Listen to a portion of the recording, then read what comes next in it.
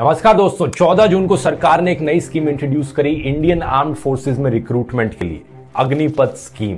इसको अनाउंस हुए कुछ दिन भी नहीं गुजरे थे कि देश का यूथ सड़कों पर आ गया इसके खिलाफ प्रोटेस्ट करने के लिए।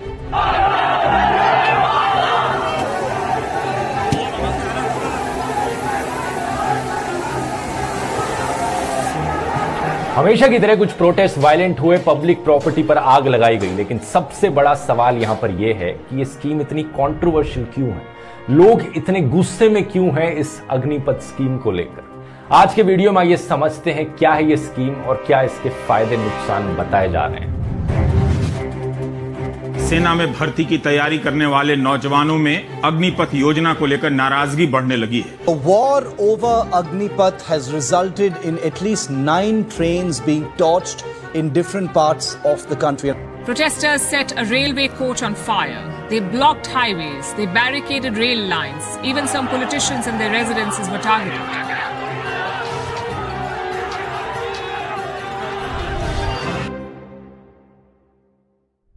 अग्निपथ स्कीम के अनुसार हर साल 46,000 सोल्जर्स को रिक्रूट किया जाएगा इंडियन आर्म्ड फोर्सेस में। जो लोग 17.5 साल से लेकर 21 साल की उम्र के बीच में हैं वो एलिजिबल हैं, और जो भी स्कीम के लिए सिलेक्ट होते हैं उन्हें बुलाया जाएगा अग्निवीर। बहुत ही बड़ा और भारी नाम है, लेकिन ये सर्विस कमीशन पोस्ट के लिए नहीं है, जैसे कि लेफ्टिनेंट जनरल्स जो होते हैं। इन सिलेक्टेड कैंडिडेट्स को सिर्फ नॉन कमीशन्ड रैंक्स के लिए रिक्रूट किया जाएगा, जैसे कि सिपाही या नायक की जो रैंक होती है। इंडियन आर्मी में ऑफिसर्स के लिए जो अलग अलग रैंक्स होती हैं उन्हें आप इस चार्ट में देख सकते हैं। अग्निवीर्स को सिर्फ लोअर रैंक्स मिलेंगी। इन रिक्रूट्स को जो सैलरी मिलेगी वो होगी अराउंड 30,000 रुपीज पर मंथ पहले साल के लिए, और बाय द 4th ईयर ये बढ़कर 40,000 रुपीज पर मंथ हो जाएगी। इसके अलावा जब 4 साल बाद सोल्जर्स इस नौकरी को छोड़ेंगे तो उन्हें एक लंप सम अमाउंट दिया जाएगा 11 लाख का सरकार की सेवा निधि स्कीम में से। ये 11 लाख एक्स्ट्रा कंप्लीटली सरकार की तरफ से नहीं है, बल्कि इसमें से 30% आपकी मंथली सैलरी से आएगा। आप पूछोगे कि ये 4 साल बाद नौकरी क्यों छोड़ेंगे? एग्जैक्टली यही दोस्तों इस स्कीम की सबसे बड़ी प्रॉब्लम है। ये रिक्रूटमेंट, ये अग्निवीर की नौकरी सिर्फ 4 सालों के लिए ही है। इन 4 सालों के खत्म होने के बाद सरकार आपको एक सर्टिफिकेट देगी, ये पैसा देगी और बोलेगी जाओ अब अपने लिए कोई और नौकरी ढूंढ लो। एटलीस्ट 75% अग्निवीर्स के साथ तो यही होगा। सरकार ने कहा है कि अप टू 25% अग्निवीर्स को री इनलिस्ट किया जाएगा रेगुलर कार्डर में फुल टाइम सर्विस के लिए, लेकिन सिर्फ 25% को। सरकार ने प्रॉमिस किया है कि वो जनता को नौकरी देगी, एम्प्लॉयमेंट जनरेशन होगी यहां पर, लेकिन असलियत यही है कि 75% अग्निवीर्स को सिर्फ 4 साल की नौकरी मिली है, उसके बाद वो फिर अनएम्प्लॉयड हो जाएंगे, उन्हें खुद से अपनी कोई नई नौकरी ढूंढनी पड़ेगी। यहां पर कोई जॉब सिक्योरिटी नहीं है, ना ही कोई पेंशन है। और एग्जैक्टली यही मेन कारण है दोस्तों कि देश का यूथ क्यों सड़कों पर आ गया है अग्निपथ स्कीम के अगेंस्ट प्रोटेस्ट करने के लिए। आज की हालातों को देखकर लोगों को चिंता है अपने फ्यूचर की। लोग जब सरकारी नौकरी के बारे में सुनते हैं वो एक्सपेक्ट करते हैं एक ऐसी नौकरी होगी जिसमें परमानेंट सोर्स ऑफ इनकम मिलेगा, सोशल सिक्योरिटी होगी, जॉब सिक्योरिटी होगी, एक पेंशन मिलेगी। और आर्मी ऑफिसर की तो ऐसी नौकरी है जिससे बहुत ही हाई रिस्पेक्ट की नजरों से देखा जाता है। इंडिया में आर्मी ऑफिसर्स को और भी ज्यादा बेनिफिट्स मिलते हैं, जैसे कि सब्सिडाइज्ड हाउसिंग, सब्सिडाइज्ड खाना, और यहां पर ये एक्स्ट्रा बेनिफिट्स तो छोड़ो, वो बेसिक बेनिफिट्स भी नहीं मिल रहे जो किसी और सरकारी नौकरी में मिलते हैं। प्रोटेस्ट करने वाले लोगों का कहना है कि सरकार यहां पर एक्चुअल जॉब्स नहीं जनरेट कर पा रही है, इसलिए ये टेम्पररी सॉल्यूशंस लेकर आ रही है, नाटक कर रही है कि यहां पर जॉब्स जनरेट हो रही हैं, लेकिन एक्चुअली में इन जॉब्स से हमें फायदा नहीं मिल रहा। अब जो लोग अग्निपथ स्कीम के सपोर्ट में हैं, उनका कहना है कि ग्लास को आधा खाली मत देखो, आधा भरा हुआ देखो। सरकार आपको यहां पर एक बढ़िया अपॉर्चुनिटी दे रही है, 4 साल का गारंटीड वर्क मिल रहा है। माना कि फुल टाइम एम्प्लॉयमेंट नहीं मिल रही है, लेकिन 4 साल की तो कम से कम नौकरी मिल रही है, जिसमें अच्छी सैलरी मिलेगी, 30,000 रुपए पर महीना की, बढ़िया ट्रेनिंग फैसिलिटीज होंगी। अब इतनी सारी नई चीजें सीखोगे, नई स्किल्स डेवलप करोगे, नया एक्सपीरियंस आपको मिलेगा, और 4 साल खत्म होने के बाद आपके पास एक सर्टिफिकेट होगा और पैसा भी होगा एक्स्ट्रा। इन पैसों की मदद से आप कोई नया बिजनेस स्टार्ट कर सकते हो इन 4 सालों के बाद, या थोड़ा टाइम लगा सकते हो नई नौकरी ढूंढने में। और नई नौकरी मिलना कोई इतना मुश्किल नहीं होगा आपके लिए, क्योंकि आपके पास इतने सारे स्किल्स हैं और इतना बड़ा एक्सपीरियंस है। आखिर में आप एक अग्निवीर हो। लेकिन इस काउंटर का काउंटर पॉइंट दिया जाता है कि क्या ये एक्सपीरियंस आपको सही में मदद करेगा एक नई जॉब देने में। अगर आप कोई टेक्निकल जॉब के पीछे जाते, किसी प्राइवेट कंपनी में अगर आपको जॉब लेनी थी, तो इन 4 सालों में आप कोई कॉलेज की डिग्री ले लेते, वो शायद ज्यादा बेहतर होता 4 साल अग्निवीर बनने से। 4 साल खत्म होने के बाद अग्निवीर को एक्चुअली में ज्यादा मुश्किल होगी एक रेगुलर कॉलेज में एडमिशन लेते वक्त, क्योंकि वो 12th पास 18 साल के लोगों से कंपीट कर रहे होंगे। और क्योंकि ये स्कीम नॉन कमीशन्ड ऑफिसर्स के लिए है तो लोगों के अंदर डर ये है कि इन 4 सालों के बाद हमें कोई ऐसी बड़ी स्किल्स नहीं मिलेंगी सीखने को जिससे कि हमें कोई और नौकरी मिल पाए। इस चीज का जीता जागता एग्जाम्पल आप आज के दिन भी देख सकते हैं। आज के दिन ज्यादातर नॉन कमीशन्ड सोल्जर्स जो रिटायर होते हैं 38 साल 40 साल की उम्र पर, उन्हें किस तरीके की नौकरी मिलती है? मोस्टली उन्हें सिक्योरिटी गार्ड की नौकरी मिलती है, किसी एटीएम के बाहर या बैंक के बाहर सिक्योरिटी गार्ड बन ली। कोई इतनी अच्छी वेल पेड पेंशन वाली नौकरी नहीं मिलती। ऐसे में एक पॉइंट जो बहुत से रिटायर्ड आर्मी ऑफिसर्स ने उठाया इस स्कीम को लेकर वो ये है कि क्या अग्निवीर इतने मोटिवेटेड भी होंगे? इमोशनली देखा जाए क्या उनमें उतना ही जज्बा, उतना ही जोश होगा एक रेगुलर आर्मी ऑफिसर जितना, क्योंकि उनकी नौकरी फुल टाइम नहीं है। ऊपर से मार्टियर्स की फैमिली को वो सिक्योरिटी भी नहीं मिलेगी। और हम सब जानते हैं कि एक सोल्जर के काम में कितनी मोटिवेशन चाहिए होती है, स्पेशली तब जब वो हिमालय की पहाड़ियों पर एक्सट्रीम कंडीशंस में तैनात किए जाएं। तो अब अगर दूसरे देशों में आप देखोगे तो आपको सिमिलर सी चीजें देखने को मिलेंगी। अमेरिका में भी एक सिमिलर सी स्कीम चलती है यूएस आर्मी के लिए, लेकिन नतीजा पता है क्या है? आज के दिन अमेरिका में कम से कम 11% जो होमलेस पॉपुलेशन है वो आर्मी वेटरन्स की है। अमेरिका में एक आर्मी वेटरन के ज्यादा चांसेस हैं अनएम्प्लॉयड बनने के as compare to a normal American. और इसके पीछे एक बड़ा कारण बताया जाता है क्योंकि अमेरिका का पेंशन सिस्टम ढंग से काम नहीं करता, उनके लिए पेंशन लेना मुश्किल हो जाता है और यूएस गवर्नमेंट अपने सोल्जर्स को उतने अच्छे बेनिफिट्स नहीं प्रोवाइड करती। अब एक चीज तो पक्की है कि प्रोटेस्टर्स का आर्ग्यूमेंट गलत नहीं है क्योंकि सरकार ने रिएक्ट किया। जो बीजेपी चीफ मिनिस्टर्स हैं उत्तर प्रदेश, हरियाणा और मध्य प्रदेश के, उन्होंने कहा कि हमारी स्टेट में हम अग्निवीर को प्रायोरिटी देंगे नौकरियों में जो हमारे स्टेट में सरकारी नौकरियां होंगी। सरकार ने पहले अग्निवीर के लिए एज लिमिट बढ़ा दी, 21 साल से लेकर 23 साल कर दी। और अलग अलग सरकार में बैठे पॉलिटिशियंस ने कहा कि हम अपनी सरकारी नौकरियों में, हम अपने जो हमारा डिपार्टमेंट है उनकी सरकारी नौकरियों में प्रेफरेंस देंगे अग्निवीर को। लेकिन सवाल यही है कि क्या ये प्रेफरेंस कोई गारंटी है? क्या ये कोई गारंटी दी जा रही है यहां पर कि 75% अग्निवीर जो रिजेक्ट किए जाएंगे उन्हें कोई नौकरी दी जाएगी? ऐसी कोई गारंटी नहीं दी जा रही अभी तक। सच यही है कि हम आज के दिन नहीं जानते कि अग्निवीर की ये नौकरी करना कितनी मार्केटेबल स्किल बनेगा आने वाले टाइम में। एक अग्निवीर के 4 साल कंप्लीट करने के बाद उनकी क्वालिफिकेशन क्या होगी, उनकी स्टडीज का क्या होगा? ढेर सारे ऐसे सवाल उठते हैं, लेकिन एक सवाल यहां पर यह भी उठता है जो आप सोच रहे होंगे कि सरकार एक्चुअली में स्कीम को लाई क्यों? क्या जरूरत पड़ी इसे लाने की? सरकार ने 3 फायदे बताए अग्निपथ स्कीम के, जिन्हें आप 3 कारण समझ सकते हो कि अग्निपथ स्कीम क्यों लागू करी गई। पहला कहा गया कि मिलिट्री में जो एज बैलेंस है उसे ठीक करना है। आज के दिन आर्मी में एवरेज एज है ऑफिसर की 32 ईयर्स, लेकिन इस स्कीम के लागू होने के बाद आधे से ज्यादा आर्मी पर्सनल्स एक्चुअली में यंग होंगे, तो आर्मी की एवरेज एज कम हो जाएगी। इंडियन आर्मी ज्यादा युवा लोगों से बनेगी फिर। हालांकि इस चीज को एक डिसएडवांटेज भी कहा जा सकता है ये कहकर कि कम एक्सपीरियंस्ड लोग होंगे। दूसरा फायदा सरकार ने बताया कि पेंशन लोड कम होगा मिलिट्री पर से। आज के दिन करंट डिफेंस बजट है 5.25 लाख करोड़ रुपीस,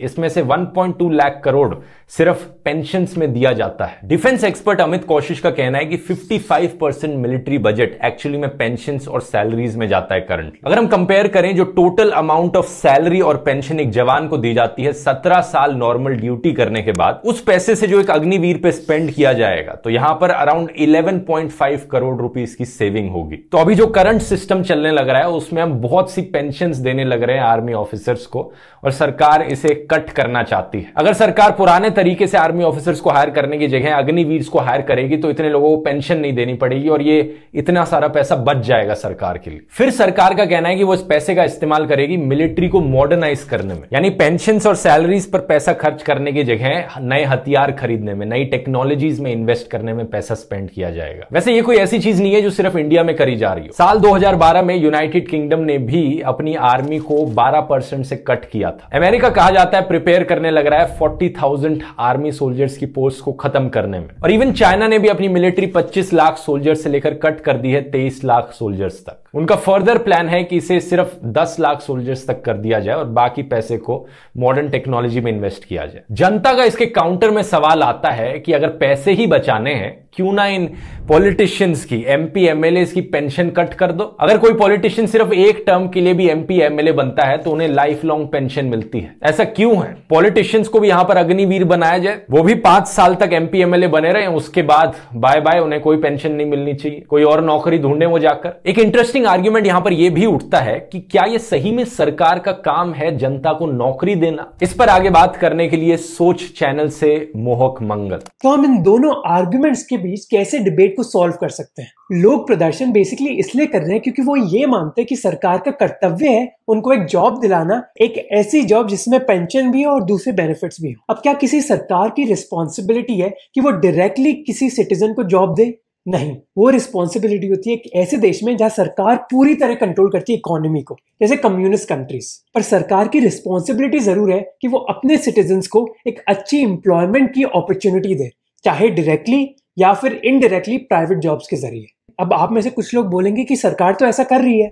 अगर आप डेटा देखेंगे तो प्राइवेट सेक्टर जॉब में जो एवरेज सैलरीज हैं वो करीब 5.5 लाख रुपए देती है, जबकि एवरेज गवर्नमेंट सैलरी 2.5 लाख। पर इश्यू ये है कि इंडिया के मोस्ट लोगों को ऐसी प्राइवेट नौकरियां मिलती नहीं है। ये नौकरियां उन लोगों के लिए जो बहुत प्रिविलेज फैमिली से, जो अच्छे स्कूल्स में गए थे, जो अच्छे कॉलेजेस में गए थे मेरी तरह। पर दूसरे लोगों के लिए जो प्राइवेट सेक्टर में जॉब्स हैं वो इतनी अच्छी क्वालिटी की नहीं है। 1991 की लिबरलाइजेशन के बाद करीब 90% प्राइवेट जॉब जो इंडिया में क्रिएट हुई हैं वो इनफॉर्मल रही हैं। इनफॉर्मल जॉब्स का मतलब है कि उन जॉब्स में ना तो कोई पेंशन है और ना कोई दूसरे बेनिफिट्स, जैसे कंस्ट्रक्शन वर्कर की जॉब मान लीजिए। और यही मेन प्रॉब्लम है इंडियन इकोनॉमी की कि कई प्राइवेट सेक्टर जॉब्स तो हैं पर वो अच्छी क्वालिटी की नहीं है। तो ऐसी सिचुएशन में लोग कहां भाग रहे हैं? गवर्नमेंट जॉब्स की तरफ। पर उधर भी सिचुएशन इतनी अच्छी नहीं है। 1991 की लिबरलाइजेशन के बाद गवर्नमेंट जॉब्स में गिरावट आई है क्योंकि सरकार ने अपना कंट्रोल कम कर दिया है इकोनॉमी पर। इसी की वजह से हमें ऐसी न्यूज देखने को मिल रही है जहां 370 पियोन पोजीशंस के लिए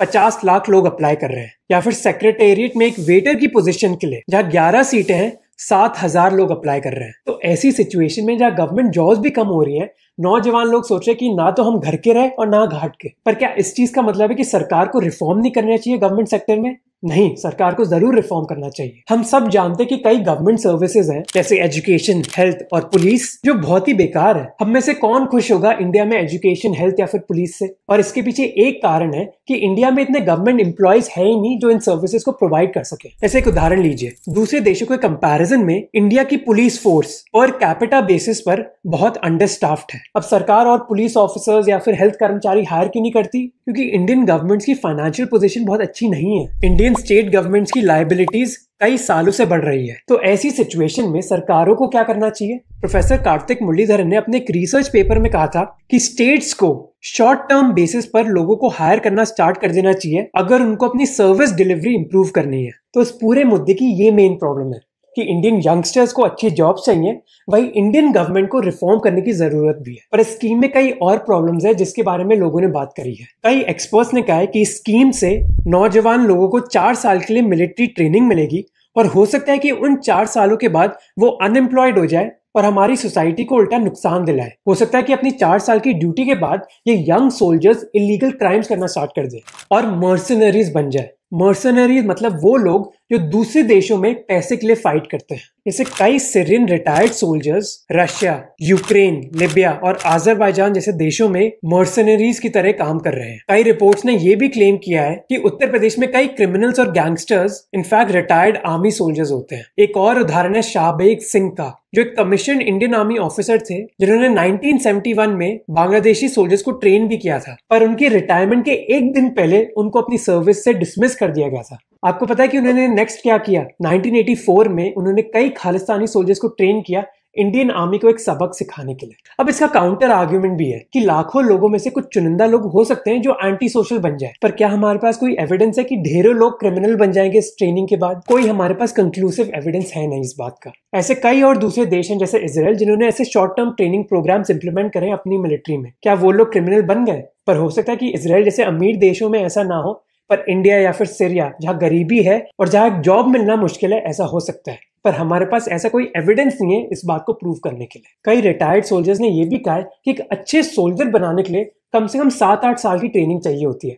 4 साल में क्या होगा? रिटायर्ड जनरल विनोद भाटिया ने कहा कि हिमालय जैसे रीजन में फाइट करना इतना आसान नहीं है। एक और रिटायर्ड जनरल शंकर प्रसाद ने कहा कि पिछले साल गलवान में फाइटिंग जो थी वो बहुत अनोखी थी। चाइनीज सोल्जर्स ने अलग अलग वेपन से हमला किया और इंडियन सोल्जर्स उनको काउंटर अपनी ट्रेनिंग की वजह से ही कर पाए थे। क्या अग्निवीर ये चीज कर पाएंगे? अब इसका भी काउंटर आर्ग्यूमेंट है, जरूरी नहीं है कि इन अग्निवीर को कॉम्बैट रोल्स ही दिए जाए। किसी भी मिलिट्री में कई डिफरेंट तरीके की जॉब्स होती हैं। इंडियन आर्मी में 150 से ज्यादा डिफरेंट डिपार्टमेंट्स हैं जहां डे टू डे एक्टिविटीज की भी जरूरत होती है, जैसे ट्रांसपोर्टेशन हो गया, इंजीनियरिंग वर्क हो गया या साफ सफाई हो गई। फिर एक और क्रिटिसिज्म दिया जा रहा है कि स्कीम की वजह से सोल्जर्स का मोटिवेशन कम हो जाएगा। करीब 150 सालों से इंडियन फोर्सेस कास्ट, क्लास और अपनी सोशल आइडेंटिटीज के बेसिस पर डिवाइड की गई है। मिलिट्री ने आर्ग्यू किया है कि ऐसी बटालियंस सोल्जर्स को यूनाइटेड रखती हैं क्योंकि अपनी इंडियन आइडेंटिटी के अलावा उनके पास एक और कॉमन आइडेंटिटी होती है। पर अग्निपथ स्कीम के अंडर ऐसा नहीं होगा।